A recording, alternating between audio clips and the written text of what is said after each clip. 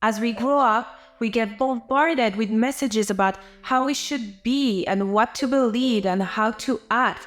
And eventually, this external pressure makes us forget who we really are, and we end up living for others, not for ourselves. Are you disconnected from your source of power? Here is how to get it back. Today, I'm going to show you how to get connected back to your source of power and gain the confidence to do the things that you want to achieve and stop playing small.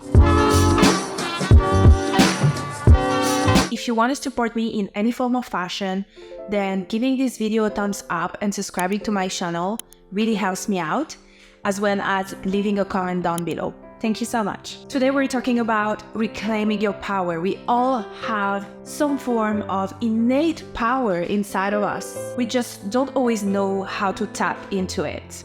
As we grow up, we get bombarded with messages about how we should be and what to believe and how to act. And eventually, this external pressure makes us forget who we really are, and we end up living for others, not for ourselves. Also, if you grew up around a lot of stress or trauma, you learned early to be on survival mode. You learn how to play small. You learn how to people please, to seek validation. And so you never got to connect with the truth of who you truly are. And a little backstory about me, now a lot of people say that I'm empowered and confident, but it was not always that way. For a very long time, I was not living like I really wanted to. I was playing small, I was pretending everything was fine, but deep down, I was scared. I was scared of being my authentic self, because I cared too much about others' people's opinion. And I know it sounds silly, but it's true. And I fooled a lot of people around me, including myself. And it took me a lot of time to heal that part of me and really connect to the power inside of me. And I've talked to many women, and I know this is a thing. A lot of time I hear women not pursuing their passion or their purpose because they don't think they have what it takes. They think they need to attain a certain status or a certain goal weight before they can do those things that they want to do. But here is the truth. You don't need any of that. You already have the power now to do anything you want to do. You're just having blocks and limiting belief from your past and from the story that you've been telling yourself, or that maybe labels that other people have placed on you and that stayed with you. So before you can tap into that power, there is 3 words that you need to understand. Those 3 words I learned from Dr. Thema Brian Davis. She's a psychologist and healing expert, and she talks about these 3 words in order to start healing, and those are acknowledge, release, and empower. And she says that acknowledge means that healing always starts with acknowledging the pain, the struggles, what you've been through, not belittling your past experience, but really feeling those emotions, acknowledging that it happened, and not being scared of facing, right? Because a lot of time I hear people say, oh, I'm so scared, like I don't want to open that drawer, right? That's something I heard one time. I don't want to open that drawer, I'm too scared. And of course, if it's a trauma, you should go with a psychologist and work through it. But what I'm saying is that you really want to validate your experiences and let yourself feel those emotions, because I know that personally, I used to numb myself with food, not really wanting to face certain stuff. And once I gave myself the space to really feel, it opened up a whole new world for me, a world of growth and healing. And when you do this, you take ownership and you make a commitment to really prioritize your well-being. You feel a sense of inner strength, you feel more confident, and also you feel a sense of release. The next word is release. Release is really important to let go of the burdens of your past or whatever is holding you down. So it's super important to really let go of all of that negativity, guilt, or self-blame, anything you're holding into that is really negative energy. And something that helped me release is shift the way I was looking at different situations and try to see the gift out of any situation, and really trying to reflect on what can I learn from that situation, and then just let it go. When you release those stuff, you'll make room for more positivity and new opportunities into your life. And I know it's not easy, and I'll give you some tips soon on how to release and go through this stuff. And when you do that, you'll be better equipped to really push through any situation. It will make you stronger than ever. The next one is empower. And empower means reclaiming your strength and starting making decisions that aligns with your value and your well-being. That also means saying no to things that are not aligned. Doesn't matter what you say no to, like it can be something as small as, going out for an event that you don't really go out to, or whatever you feel the need to say no, just start saying no. If you feel that your gut feeling is not really wanting, you have to start saying no and really be assertive and saying the word no in the sentence, because I know a lot of people struggle saying no, so they're trying to say no in other way. But I learned really to say no assertively, and that really helped me. Really stepping into your confident, badass, empowered, authentic self. Personally, I recite affirmations on a regular basis.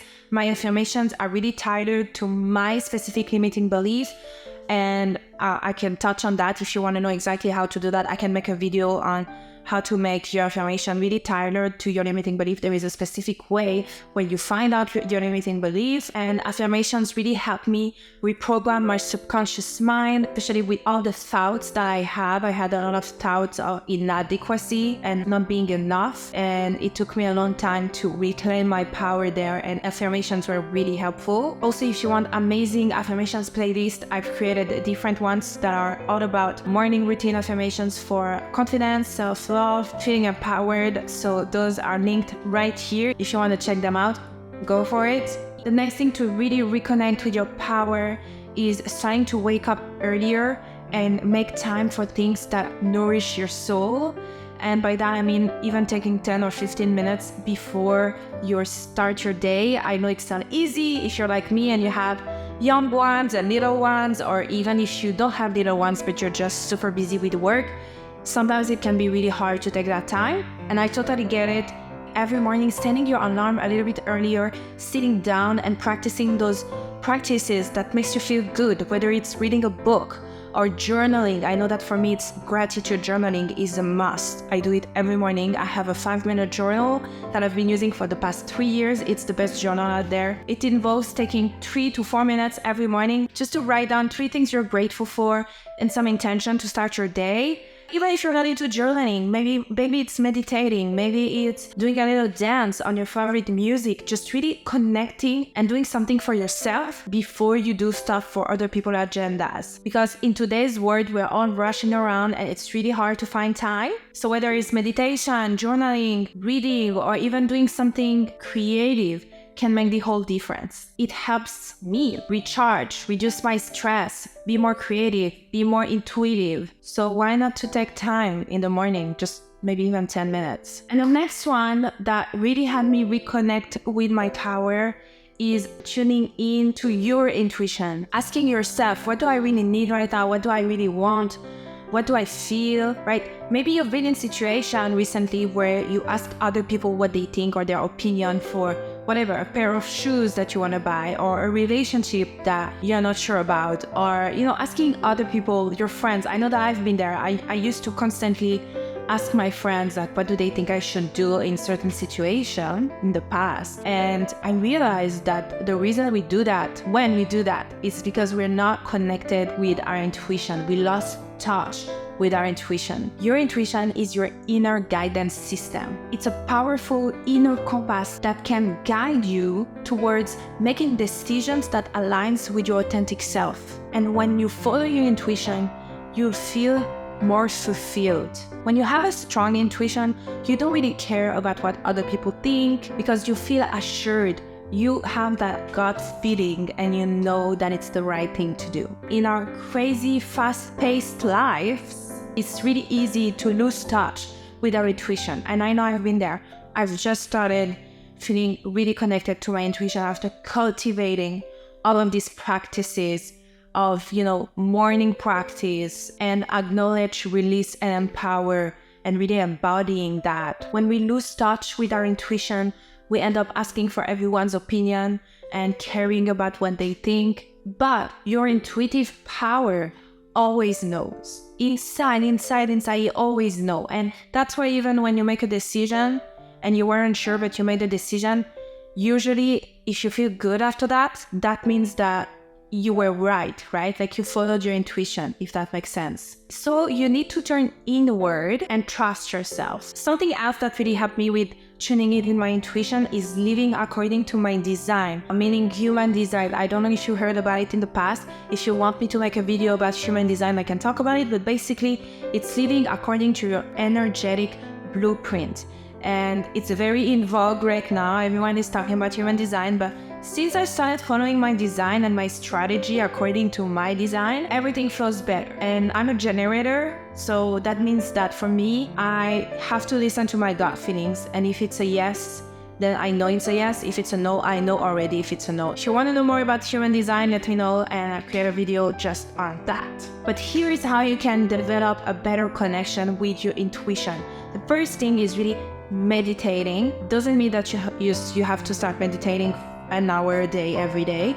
Just 5 minutes out of your busy life. Take 5 minutes. You don't have to do it every day. Maybe like for me, I started doing it once a week and then I started twice a week and I only did it for 5 minutes. It's too hard to tap into your intuition when you're all over the place. Quiet moments bring insights. You can do a guided meditation. There is plenty of apps out there. One of my favorite ones, it's free and it has a bunch of different meditation.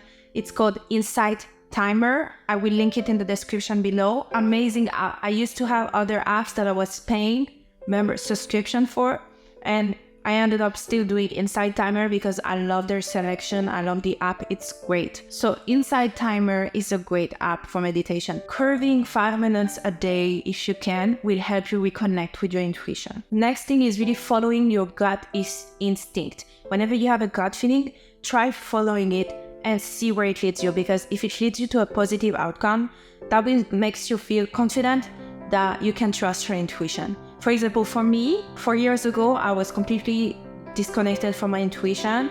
I was feeling miserable. I was in a 9-to-5 job that I hated, but it was a good salary. And I had that calling from my gut that I was meant for more. I wanted to create. I'm a creator. I love creating content. I'm very creative. And so I knew that sitting at that office job from 9 to 5 was just burning me out. And so I had to make a decision to follow my passion, which was holistic health and wellness and helping others. And I wasn't sure.